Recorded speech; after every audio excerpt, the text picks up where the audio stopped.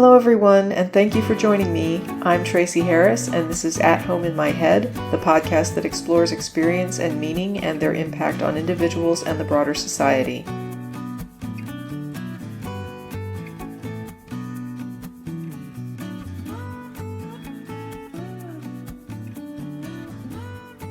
In 1773, a man named William Hamilton was born.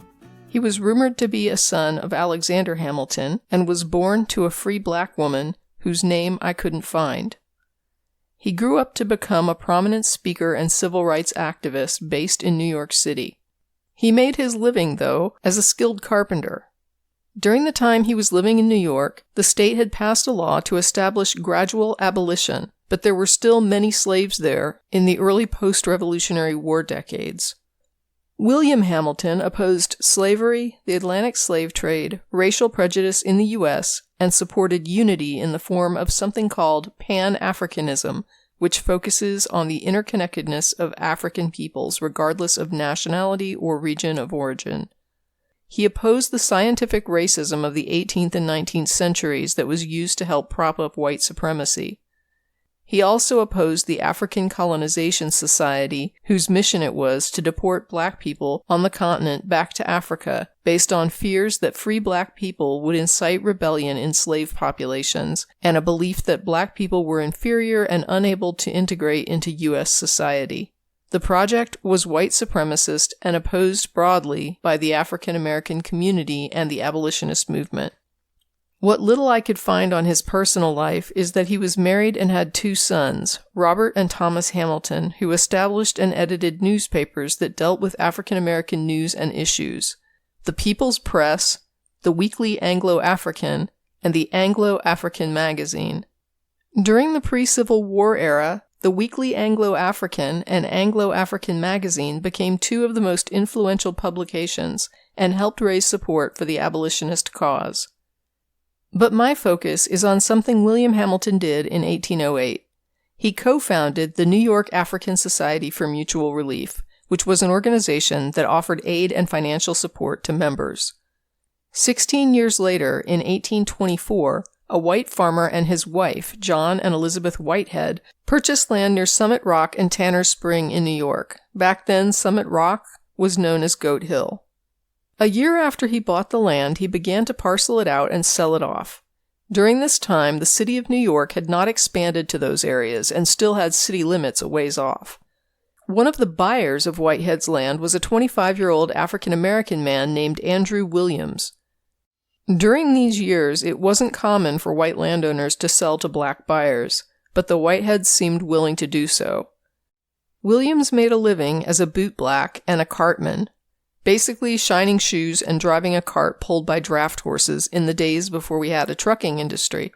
He purchased 3 lots from Whitehead for a total of $125, and on that same day, Epiphany Davis, a trustee with the African Methodist Episcopal Zion Church, bought 12 lots for $578 in the same area. Both of these men were members who benefited financially from their membership in the New York African Society for Mutual Relief that William Hamilton had co-founded in 1808. The AME Zion Church directly bought 6 parcels that same week, and by 1832, at least 24 lots had been purchased by African Americans. Then another 5 acres were purchased by William Matthews, and his church, the African Union Church, also bought land in the area around that same time. The purchasers created a community on the land called Seneca Village, and more African Americans started moving there after slavery in New York was outlawed in 1827. In the 1830s, people from a nearby community, York Hill, were forced to move for the construction of a reservoir. Many of them migrated to nearby Seneca Village, and once the reservoir was completed, the granite walls formed the eastern border of the town. In May and June of 1834, in New York City, 2 prominent abolitionists, Arthur and Lewis Tappan, underwrote the creation of the Female Anti-Slavery Society. When women were put out in front of the movement, this enraged the city's racists. At the same time, Arthur Tappan invited a black Presbyterian minister, Samuel Cornish, to sit with him in attendance at the Late Street Church.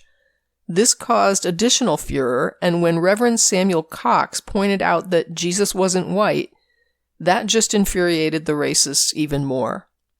Then, in July of that same year, 1834, New York City was thrown into turmoil during a huge anti-abolitionist riot that lasted for a week.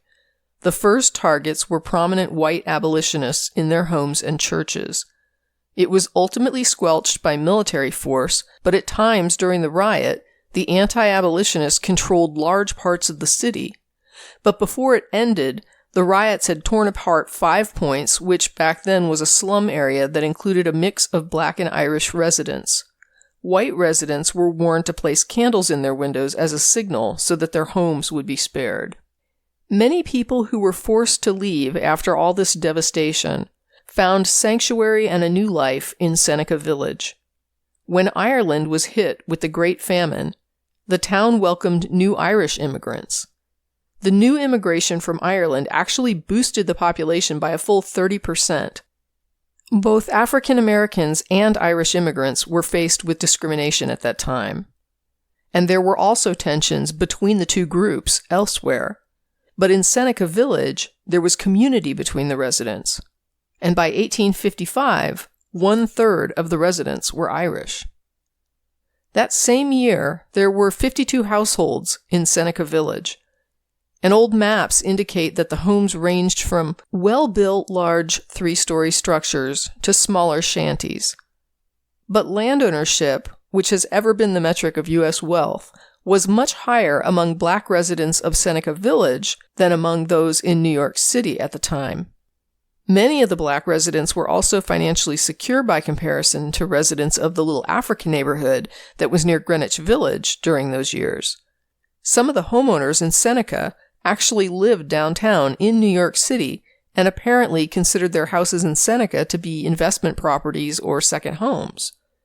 In the more than 50 homes within the community, and based on census records, it's estimated that by 1855, about 225 people populated the village. And on average, the residents were there for more than 2 decades, with 3/4 of the residents having lived there since 1840, but nearly all since 1850. People moved there, immigrated there, sought refuge there, prospered there. And none of that is surprising since Seneca Village had been planned by early investors who worked hard and committed to making it a place where people wanted to move and wanted to stay. Remember, it was founded on funding from the New York African Society for Mutual Relief Organization, which itself was a cooperative support tool. But the very high address stability of Seneca provided people there with a sense of security and permanence. During this time in New York's history, this area would have been considered countryside, semi-rural or rural. Seneca Village was not only home to the largest number of African American property owners in New York before the Civil War, but it also offered political power for black people in New York. In 1855, there was no guaranteed right to vote for African Americans, even if they were free and living in the North. For eligibility to vote at that time in New York, a black man needed to be a state resident for at least 3 years and own land valued at $250. The property and residency requirements did not apply to white people. So with this being the context, Seneca Village offered a means to gain a political voice for the black community in the state, at least for black men. In 1845, only 100 black people were eligible to vote in the entire state of New York, and 10 of those people were residents of Seneca. And only 5 years later, in 1850, Seneca's portion had increased to 20% of eligible black voters. These laws made it more difficult to vote for black people and communities in the decades leading up to the Civil War, in a nation where race-based slavery was still legal. But this was why organizations like the New York African Society for Mutual Relief were so important. They created a cooperative of members who could support one another with things like buying property and building communities, not just for security and protection, but also to ensure access to power and a voice through their votes, which provided them at least some small participation in the process that governed their state. And the community was growing and thriving and even inviting and fostering diversity. They had their own churches, schools, graveyards, and even a local Irish midwife who serviced anyone in the community with a need. And even with discrimination and tensions, it was not only Seneca Village that was growing and thriving, but nearby New York City and the entire state of New York. In fact, other small communities like Seneca were starting to dot the landscape, Irish and German settlements with farms and livestock. The downtown New York City area was attracting wealthy white families and businesses as well. Prominent community members at the time included people like writer and attorney William Cullen Bryant, the son of a state legislator who went on to become editor of the New York Evening Post, a powerful platform in the community. People like Andrew Jackson Downing, a landscape designer and writer himself, editor of the Horticulturist magazine. Downing was married to Carolyn DeWint in 1838. She was the daughter of John Peter DeWint, Jr., also known as J.P. DeWint, who himself was married to Caroline Amelia Smith, a granddaughter of the second U.S. President, John Adams, and niece of the sixth U.S. President, John Quincy Adams. DeWint had substantial business enterprises and real estate holdings in freight and shipbuilding. Downing also collaborated on high-profile national projects like the grounds of the White House and the Smithsonian Institute in Washington, D.C. Downing met prominent architects and artists while on a trip to England. He traveled to England and Europe, as many wealthy New Yorkers were prone to do. Many of them were impressed during those trips with some of the sprawling estate gardens and public parks that they saw while there. Members of the city's upper class began publicly calling for the construction of a new large park in Manhattan, similar to the ones they'd seen abroad. Believe it or not, due to the lack of parks and open public spaces, most wealthy families went for family recreation in large cemeteries, where they would picnic and allow their children to play. But as U.S. cities were growing, a need and a desire for public recreation spaces was growing as well. And eventually, Downing got with William Bryant, and they put together the Special Committee on Parks. And after surveying for an appropriate plot upon which to create the park, they landed on a spot called Jones's Wood, which was a 160-acre tract of land along the Upper East Side of the city. The acquisition was controversial because of its location, small size relative to other potential uptown tracts, and its cost.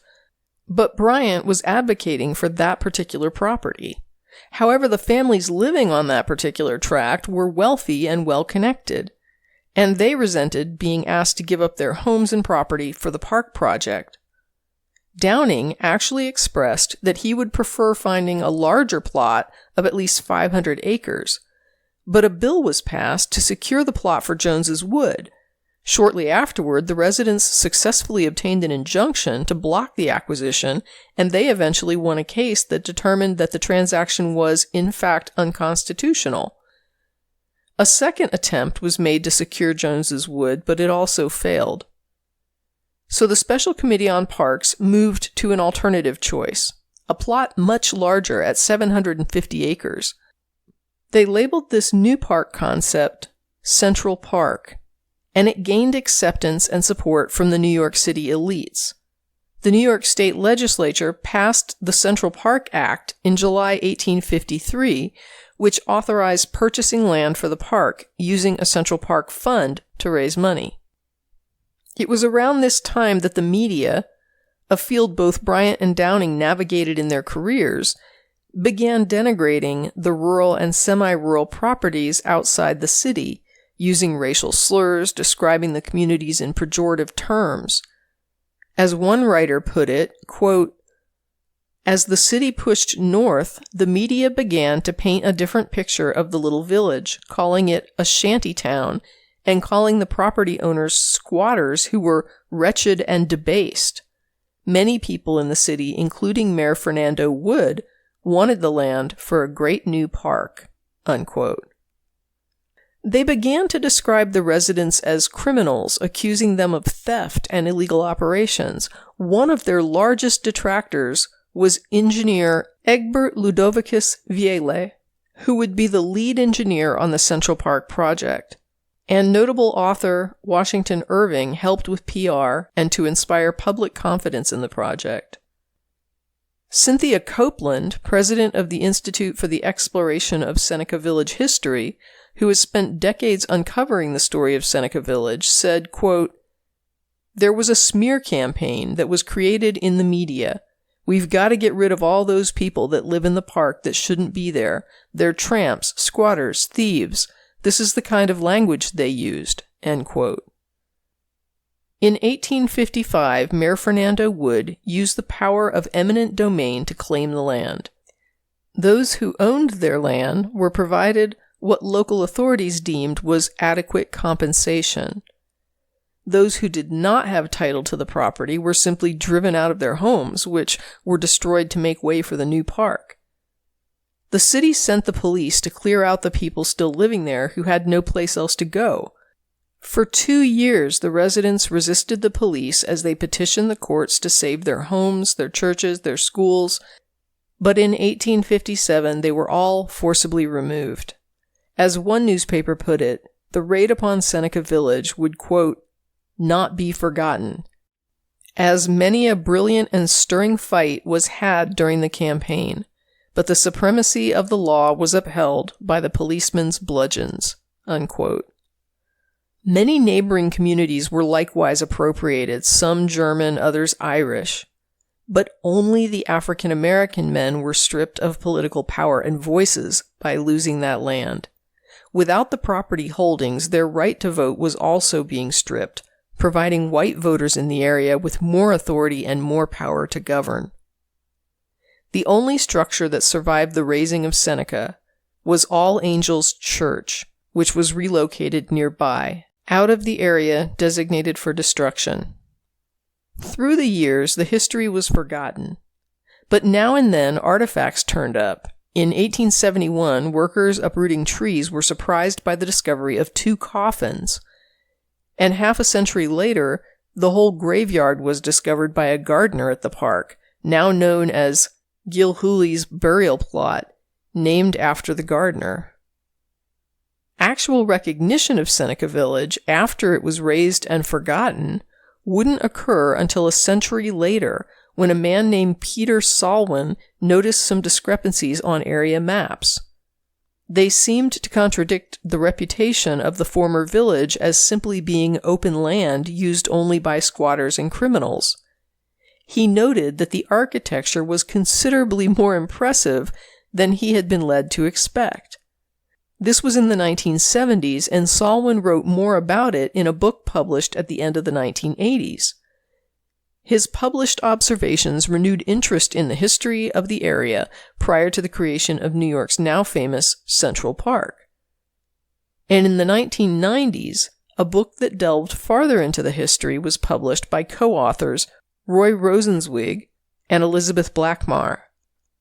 In 1997, the New York Historical Society then supported more research and even archaeological excavations into the area that lasted into the 21st century. Other researchers started working to find descendants of Seneca residents and founders, and some were found. In fact, researchers began engaging with historians, church records, and community groups to form a research plan. Their goal was to find any traces of the former community. They started with imaging tests, and students were enlisted to help go through the archives and support actual remote sensing, radar, and soil boring. This was in the early 2000s, and their efforts were successful. They took their case to the New York City Department of Parks and the Central Park Conservancy, and they received permission to start excavations in areas that looked most promising. Digs took place from 2004 to 2011.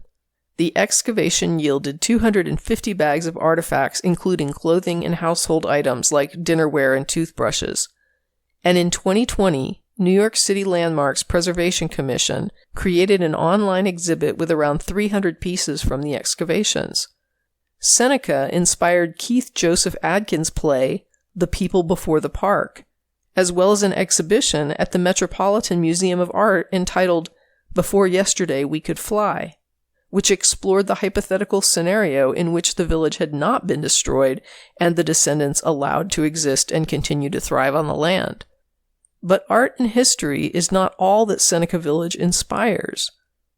It has since been used as a cautionary example of racialized community displacement and modern urban renewal initiatives. In February of 2022, Ellie Marshall published an article in The Nation giving his thoughts on events like these, in which he described the following. Quote, "The government had the authority to buy or take the land for Central Park under the doctrine of eminent domain, which is enshrined in the Fifth Amendment of the Constitution. Eminent domain is the theory that all land, even private property, can be acquired by the government if it is in the public interest.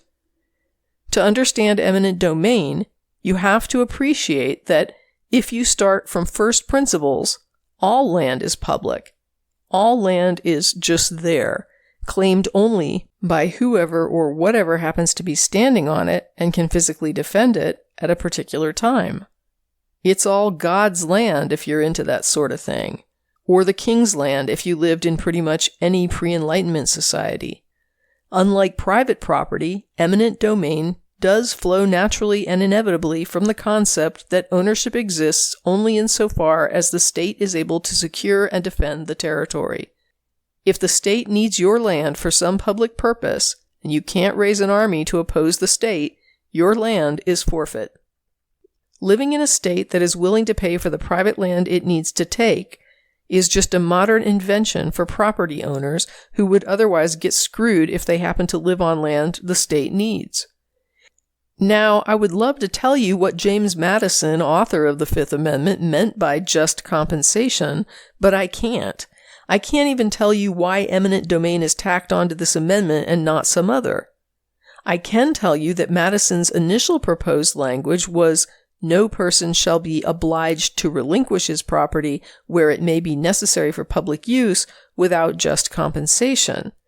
Congress changed it to its final version, but I can't tell you why. No record of whatever debate may have occurred exists. No Federalist paper focuses on this particular topic. What I can tell you is that when white people want your shit, they will take it, and black people will rarely be justly compensated for the destruction of their wealth.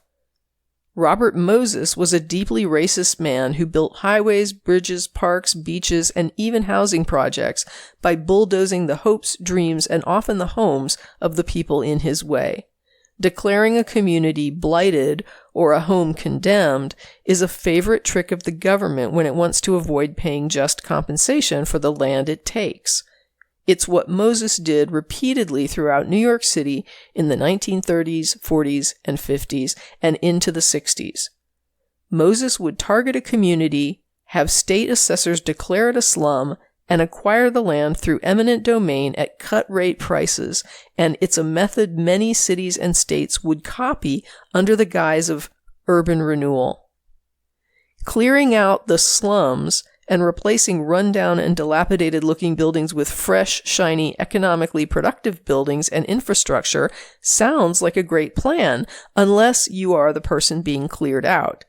Then, not only are you being displaced from your community, your just compensation becomes slum prices, leaving you only enough money to go and try to find a different slum to live in.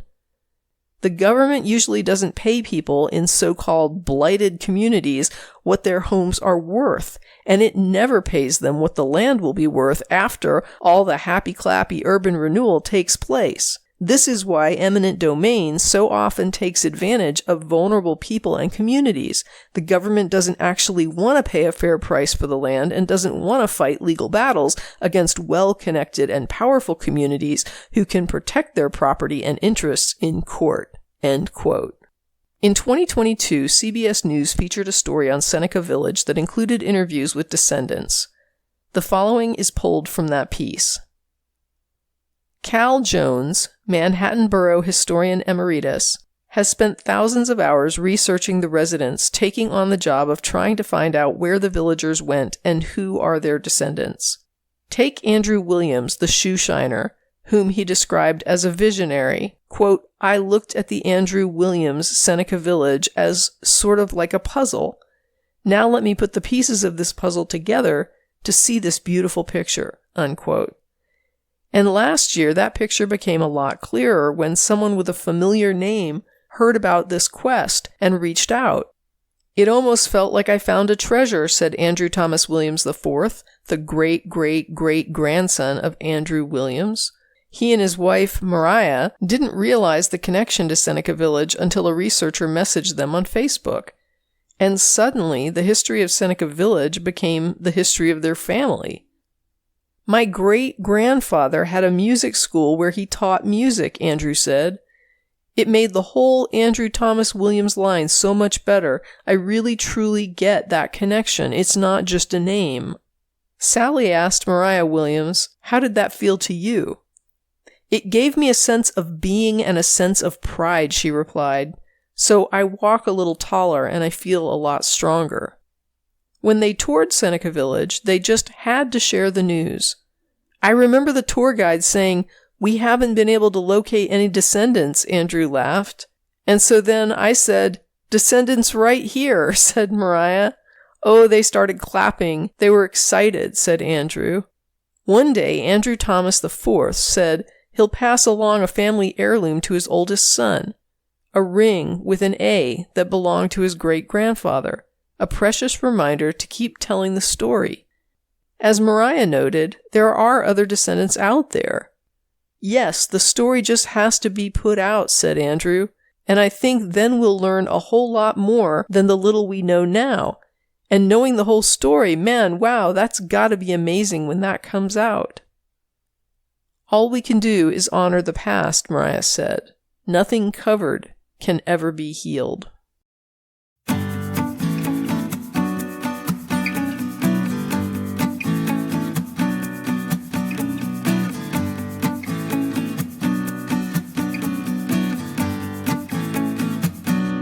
That's it for this episode of At Home in My Head, exploring experience and meaning in individuals and the broader society.